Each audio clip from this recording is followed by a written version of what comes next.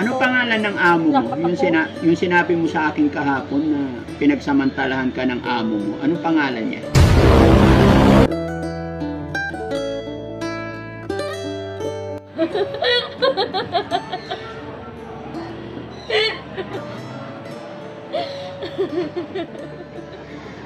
Sabi ko, itong tsura ko matibukan ako ba? Huwag nang dukutan yung mayroon ako sa kuglingon ko. Kasi sakit-sakit na makita ko. Nawala pa na ako ng ilong kagitsuran kasi ito ako ba? Nadali ko man kay uhod.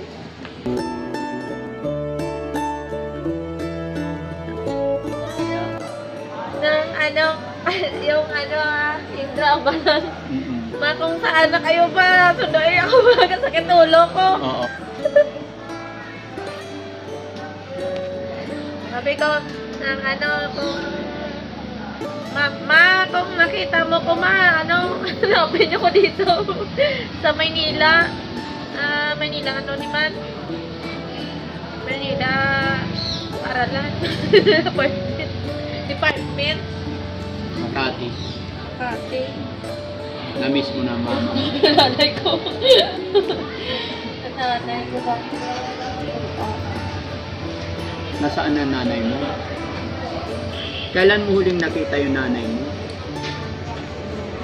3 tuig na. 3 taon. Namimiss mo yung nanay mo?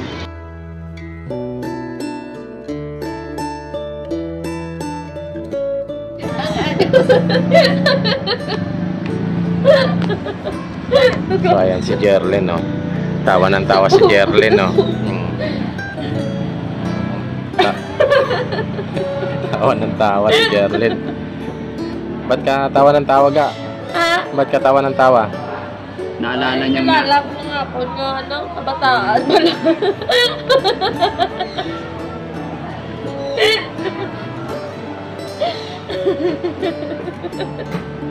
Tama na.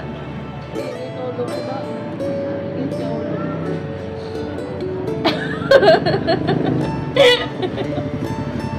So ayan yung nangyayari kay Jerlyn. Lalaki doon. Tapang ako. Ito. Waiting siya. Kasi daw ko na mga musulba na may iba ako.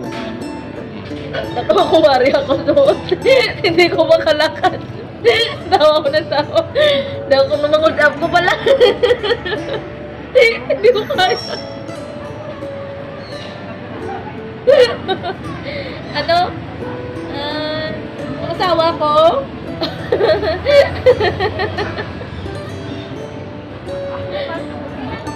Normal yun eh. Yung asawa mo? Normal yun. Nasaan na siya ngayon? Buti na to. Hindi mo na siya nakita, yung asawa mo? Hindi mo na ba po? Ay, sura pa man ako sa ito. Ay, maganda ka ga. Ngayon, nikulit ako yun.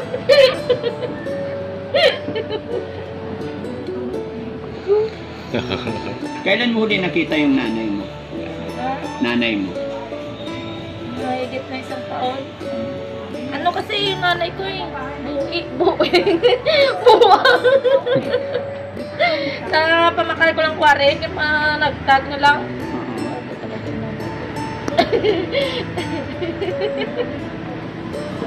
Pero gusto mo makita yung nanay mo? Hindi na. Hindi na.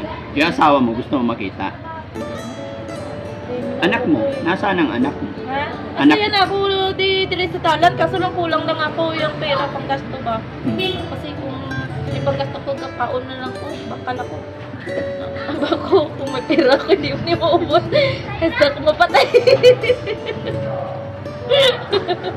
Yung nalala ko pala, nabaliwagin ko ng gusto. Dira lang palang balay ko sa ilalim sa may tulay na may senteryo. Ibigay sa akin sa DSWD kasi dito ako nagtatrabaho sa muna. Kasi galaga din ako sa mga buang may kulungan kasi dito sa... Ay, dito hindi ka nila Inan Kabadyangan sa Maynila. Ay, siyempre di ako katulong na ako bigyan sa balay. Bakit ka nabaliw ga? Bakit ka nabaliw? Ano nangyari? Ha? Kung bigay ni sa kay ganito kung ari sa'yo lang gamiton. Tapos iba-iba pang kwarto pa isa-isa. Kita dugay nga may diferensya na uto ko, kamon ko luga pamhina. Kakauman ko. Malinis na yung kuko mo, no? Ayan, kahapon ang hahaba niyan, mga kababayan. Ngayon nagkuko na siya. Tapos bukas, kasi medyo pagod pa siya today, bukas papamanicure natin, dalhin kita sa parlor, ha? Wow. Para hindi na damo ka ng pera sir, hindi ka na sige kaugtas agad, hindi ka tatanda. Ay, pag maraming pera hindi tatanda. Kasi nabibili lahat eh. Lotion, mga vitamins. Ay, kaya binigyan ka na ng lotion ni Aling Rochelle. Ano? Mag-lotion ka. Kasi isang una may cellphone ako, tapos may Facebook, tinatawagan ko yung mga kakilala ko. Ay, ganun. Tapos ihulog na lang sa, kuwari sa LBC. LBC yan, pwede sa, may LBC ba lang padala, motor. Ngayon na-withdraw na kung gusto mo cash sa Petron. Sa mga gasolinahan. Pag naalala mo yung... Basta nandyan lang ang picture na. Pag naalala mo yung asawa mo, umiiyak ka rin. Naalala mo siya. Wala, kasi walang pakialam sa ako. Walang pakialam sa'yo? Pero mahal mo pa siya. Ay, todo ko yun. Ang haba na ng hair mo, no? Maganda siguro yan pag nariban yan. Pinariban mo ito. Sige, pariban to ng ama ko ito eh. Pinariban ng amo mo? Pangalan ng amo mo? Sa amin sa Timalag. Sabi mo kahapon pinagsamantalahan ka ng amo mo. Sino ba yun? Sarili ko yung tanim eh, doon sa amin. Siyempre, may magsabi nga hapon yun eh. Mais. Dito yan, nasa 100 square meter, malaki yung square meter, 100 square meter. Tindahan ko nga, ginangkin lang eh, kasi na-hospital ako. Daw, katulad siniyo. Hindi po nga. Sinikuha sinilas ko. Lakad ako ng lakad. Sa init bala. Wala kang chinelas na naglalakad ka. Isang init sa ganito. Ano pangalan ng amo mo?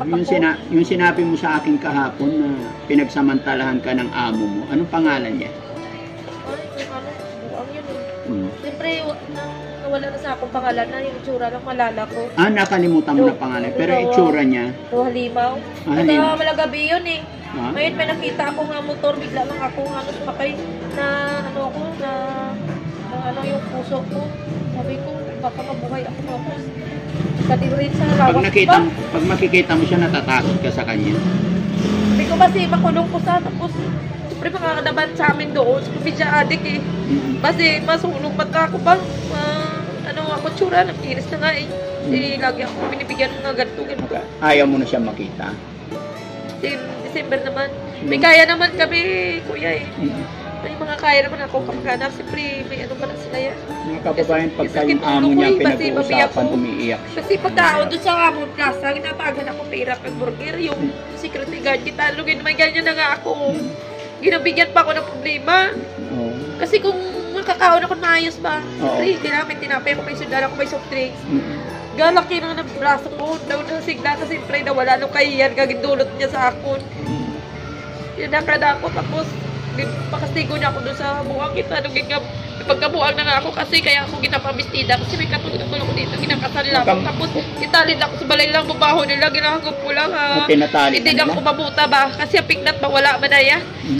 Huwag kang mag-alala, dito hindi ka na magugutuman, walang mananakit. Kasi ako, may meditation man kung kapag lang ko ng buhay. Walang mananakit sa'yo dito, babantayan, alagaan ka namin, ha? Yun na, nila ako sa pagkaon, tapos inisusok ko kamay-kamay na nga, ginaludan pa nila, masakit na yung puso ko. Lang ko katigulang. Kasi alam kasi, sir, pulis ako doon lang.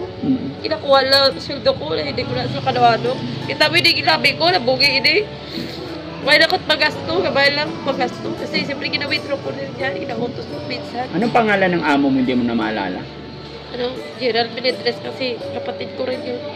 Yung amo mo? Nag-angat sa sasin, so kasi siyempre, hindi ko alam kung anong trabaho niya kasi ako, tusan man ako. Tapos, mga kamayaman kasi, siyempre, dabo naman sa pagkaon na ginahatag sa ako, minsan yung iba. Kasi di ako makawatan ka tao, sabi ko nga yung cellphone ko nakaangat na dito, katulad yan. Hindi yun na kising lang, nakaingit ginatugin pa, ginatugin pa sadya. Kasi masakit na ulo ko. Tapos, kung ano ba makita lang mga ganda sa akon, mga ganyan, siyempre amo ko may sasakyan, tapos sasakyan ng tinda. Ginabigyan ako. Tapos, pat yun lang pari sa harap ko. siyempre, magnuras na nga ako, hindi ko makakilos. Siyempre, kung makakilos mga agad ko, siyempre, sabihin ko maging ganyan sila. Pero ngayon, maganda naman na yung pagkain mo, no? Nakakain ka ng 3 times a day. Kita mo kapon. Malala ko lang ginagawa sa akin ng magulang ko nga, hindi ko yung magulang sa kasi katinda ako sa isa DSWD yung mga shilin, mga ano. Kaya kung makabinta ako ng isa sa shilin, 145,000 yan. Kahit ako na lang ang ibinta na yan, tulong sa akin. Tapos may grocery pa ako, sinabi hindi na ako magtrabaho. Basta makakain lang ako kasi maduris nga ako, hindi ko alam yung kilo ko. Hindi yan naabot ng 100 kilo ko. Ito yung pinabili yung pagkain, kainin mo. Ganyan din ako. Huwag ka na umiyak. Kain ka muna, kasi kain. naisip ko lang lagi na ako masaya ba? Oo. Bakit ako maganda ka? Pag may kasi kamay lang sa pera, hindi mo na ako ganyan. Kasi may balay ako, hindi namin makaista rin tao. Kain ka na ka. Kahit ganito lang ako kung pangit mga ako sa kagulingon ko sa tingin nila. Hindi sila mag-ano dira kasi buhay ko nagdakong buhay ko chinilas. Kain ka muna ka? Kain ka na. Kain ka na. Huwag ka na umiyak.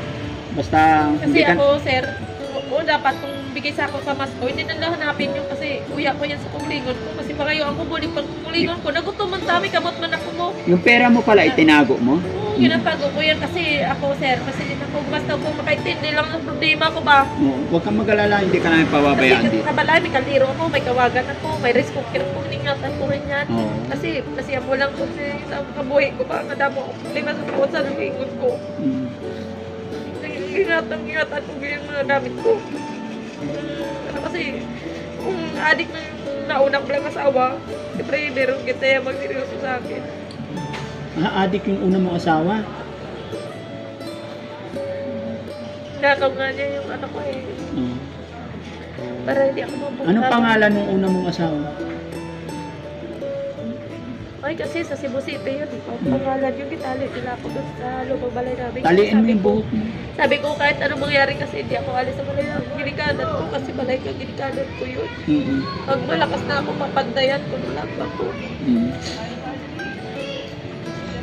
Taliin mo yung buhok mo. Naiyak naman kami sa kwento Sabi ko mo. kung kanugot kung ginasto ko. Sabi ko, itong tsura ko masibukan ko pa. Huwag nang dukutan yung mayroon ako sa kulingon ko. Kasi sakit-sakit na makita ko. Nawala pa na akong ilong ng itsuran kasi ito ako ba? Nadali ko man kay Uhod. Dali lang ako kay Uhod. Ano kuha ko ganito ko. Good pigtan sa lawas ko, sir. Dali lang niya may pigtan ko. Siyempre gamitin niya basta ako. Kasi siyempre kaom ako. Sakit ulo ko kasi galong-galong sila sa balay ko. Iko-iko na, nasait pa sa ulo ko, yung buhok ko. Sakit ulo ko, galingin ulo ko. Maalala ko ba yung napaungtasakot kaya na wala akong mga gamit para nakaon ako. Eh minsan yung pera ko, daw yung limani, why man nakalagay ng limani. Sabi ko nang mabili lang ako, sir, mga sardinas na Palagi man sa daan, paligid man ulo ko, pinagod ko lang kung lingon ko ba. Kainin mo muna yung Kain ka na muna. pinabili mong chicken. Oo. Kasi dito sa amon pa ako, ang hirap pa ko kasi nakalimutan ko yung address. Pati ako napapaiyak sa'yo eh. 3.20 lang yung liog, kasi ba isa, dapat 21. Kain ka muna. Libre lang kung kakanon pa, may pera pa, ginakuha ka. Basta huwag kang mag-alala dito. Sabi ko nga, maputi ka na, tapos maganda ka pag ginapagtas mo pa po. Ako galigin ulo ko. Kalbo na nga ako dito, sabi mo masakit ng tayon ako. Balat. Kain ka na. Kain ka muna. Kain ka na muna. Kung napatay na git ko ba, di ako pagbayad pa. Sama ko. Sama ko kay nang lukuras ako, napatay na ko ba? Hindi na ako pagbayad pa. Kasi galingin ulo ko. Danan ko mga kung katulog ka mo sa cemetery ba? Hinahina pa ako. Sabi ko lang hindi lang ako bigyan ng masakit sa lawas ko ba? Hindi ko makita. Galingin ulo ko. Pagkaon lang, damdam mo pagka binibigay sa akin. Kain ka na ka. Hindi ko pa doon sa sinanalata. Ginakuha pa lang. Galingin ulo ko. Kawawa naman si Jerlyn eh. Sabi ko na po, nakapatay. Kinikwento niya, pero may mga problema talaga siya na kapag naalala niya, umiiyak. Ulo ko, totoo. Sige na, kain ka muna. Kain ka muna. Kasi lagi na sinisilip ang kung ano ginakaon ko. Dito walang makikialam sa'yo, Ben. Wala na may kialam sa'yo, ha? Habang nandito ka sa Sabi ko akin. nga, diba ako, sorte ka nila mo na ginabigat ko mapagkaroon kasi wag ka pag ginagasto sa ibayad. Gusto ko kayo, ako pag ginatirahan. Pag naging okay ka na, saka ka pupunta sa pamilya mo, ha? Papacheck up natin. Hindi ko yung mga ganun. Kung ano, mga board ka po, pag-ulikot ko kasi nasakit ulo ko. Nasakit yung ulo ko. Mga kababayan, kung ano yung hiniling niyang pagkain dito, bibili namin. At saka ayaw niya mag-standby doon sa sa kwarto niya. Kaya gusto niya magtambay dito, mga kababayan. Nalilibang siya, kaya pumayag ka. So mas gusto mo mag-stay dito. Ayaw mo doon sa kwarto mo. Kain ka, yung kape mo hindi mo na naubos. Gusto ko man. Kumakuha rin taot. Siyempre, kagtaot kayo. Oo. Ba na po? Hindi mo na po siyempre, kung wala man nilagay kuha pera nga sa akin, hindi ko magayok mo. Hindi ko magayok. Kain ka mo. Kasi kalain man niya, magugtas ako, siyempre, kung paano pwede mo, pwede kabigay sa akong tinapay. So, abangan niyo po yung mga update kay Jorlyn. Ayan, kasi nandito na siya sa pangangalaga ni Daddy Frankie. Nakaumaw na ko. Ayan, so lahat naman ng mga pangangailangan niya, pagkain, ayan, pinoprovide naman ni DF, no? Kaya supportahan niyo po si Daddy Frankie para matulungan natin maibalik yung kalagayan ni Jorlyn sa normal. So yun lang, maraming salamat po sa inyo lahat. God bless po.